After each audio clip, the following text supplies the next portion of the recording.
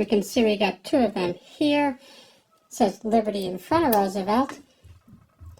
It says, "In God We Trust" under his chin. And then when you get right here, there's a P, and underneath that's a 1992. And then down there, there's a J and an S. And let's magnify those and look at them.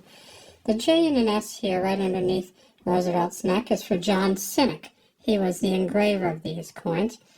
And then the 1992, of course, is the date. And the P is for the Philadelphia Mint, where in 1992, they made 593.5 million of these, so a little over $500 million. This one behind it, of course, is from the Denver Mint. Let's see, get that a little bit better light there. And when we look at this one from the Denver Mint, we see it says Liberty in front of Roosevelt, and God We Trust under his chin again. And D for Denver. And the Denver Mint, they made 616 million of these. These are copper nickel clad copper coin. So inside is a copper, all filled in there. The outside is a copper nickel blend. They're probably 90+% copper when you include the blend. Not much nickel at all. In fact, there's not much nickel in the U.S. nickel. It's mostly copper. When we flip it over, we see that it is let's get this in a better light here. We're doing it this way so I can show you something on the back here. So these are from the uncirculated mint sets, and you could probably tell that right up front, right? This is one from just a regular circulation. It doesn't have the same shine on it. These ones are somewhat polished in the sense that they were polished when they came out of the mint, but they're not polished in the sense that they stick up off the coin like a proof set would. So when we look at this one here, we see this one came from the mint. It's uncirculated, but it still has, some little scratches and dings on it when you look at it. This one here from the circulating Philadelphia one is all dinged up. And one of the things you'll find when you look on the back of these used dimes is that there are two sets of bands on here. And let's look at this. So there's a double band here and a double band here, and then at the bottom there's a little cup, almost like the holder for the torch down here, where you're almost like a bat handle, it turns out. On the left there is an olive branch, and there's a couple olives there. On the right there is an oak sprig, and there's an acorn right there.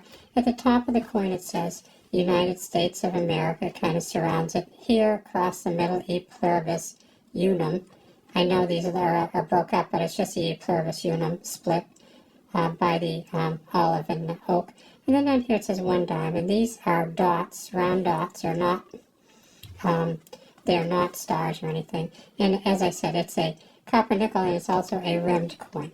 Well, when we look at this coin, in comparison to this coin, we can kind of see what I'm talking about when I talk about the bands.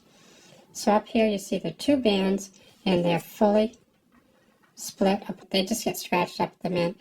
And then down here we see almost no separation in the band. So for these coins, these would not be the full bands version. And it turns out in 1992, there are plenty of these coins around that are in pretty good shape. So even though these might be as high as MS65, even in MS65, you're only talking about maybe $4, and these two, probably not even that. So we got some uncirculated coins that are worth maybe a couple bucks maximum, probably not that even. They made 1.2 billion, remember, of these two, and there are plenty of coins in this shape. There's two other ways you can get this coin.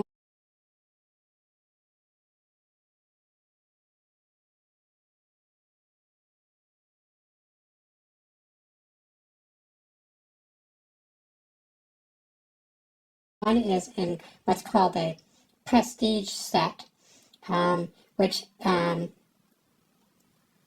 Olympic $50 in it. Those are have a different gloss on altogether. The other is in just a regular S set, and the third is in silver. I guess there's 3 different ways plus these.